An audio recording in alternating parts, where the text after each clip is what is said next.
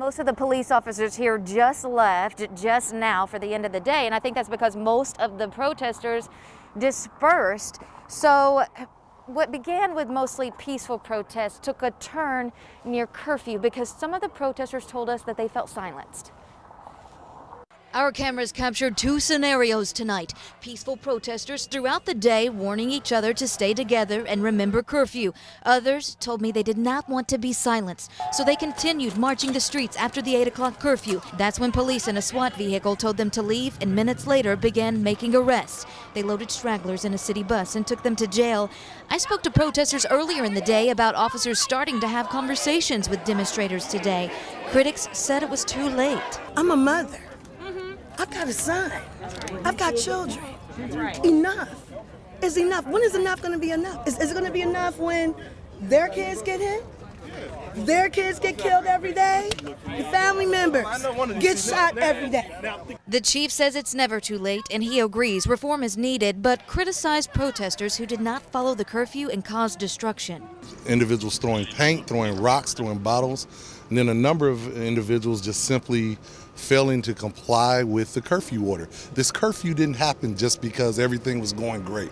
We had to do this because of the amount of damage. We've had over 100 businesses that have been damaged, looted, shots fired into them. We're out here, we've had officers shot, we've had officers injured, assaulted. I mean, there's been a number of things. And protesters who left before the curfew told me they will be back tomorrow. As for a curfew, that's something that the city sets day by day, so we don't know about that yet. Reporting live in Cincinnati, Courtney Francisco, WCPO 9 News. All right, Courtney, now to the final portion of our team coverage. WCPO 9 News anchor and reporter Evan Millward. Yeah, he joins us live right now just from outside Hamilton County Courthouse. Evan, what can you tell us? Obviously, that was an area where everyone gathered earlier this afternoon.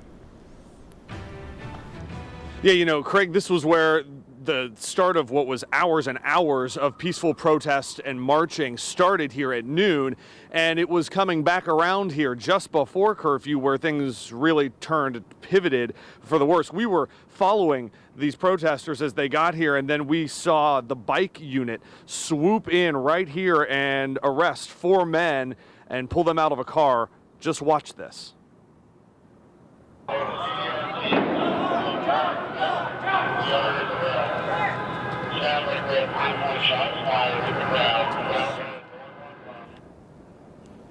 So that is what our cameras caught here just before, about 20 or 30 minutes before curfew. Police told us they recovered not just the gun you saw in that video with what was a large magazine, but also a handgun from the car because they stopped that car because they say the people inside pointed a gun at a security guard guarding another television news crew. You heard a loud bang there from further up north, and report over the police radio there. Shots had been fired in the crowd. The chief told us that happened at 13th and Main and Over the Rhine. Minutes before this, State Senator Cecil Thomas told us he had concerns about some of the people who left after the original peaceful protest. One thing I didn't want to see is a huge crowd downtown. They had to rally on the square. A lot of the people who have goodwill, they'll leave. They left. They went home. This group we're seeing here now are determined to start some anarchy. So I'm worried about the businesses. As these individuals leave, there will be windows broken out. There's no doubt about it. The question, though, is can we get enough police presence on whatever path they decide to go and get them out and down here? And the good news there is that there were no windows broken out that we have seen anywhere in downtown and Over the Rhine. But that gives you a sense of how quickly this escalated. We talked to him, and within 5 minutes, we were here witnessing this. Flashbangs were going off, and about 25, 30 minutes later, we had Courtney there, and you were seeing multiple people arrested in the Mohawk part of Over the Rhine and the West End there. All of it, again, starting and then seeming to pivot here, starting peacefully at noon and pivoting just before that curfew, guys. All right, thanks so very much, Evan. We appreciate your reporting tonight.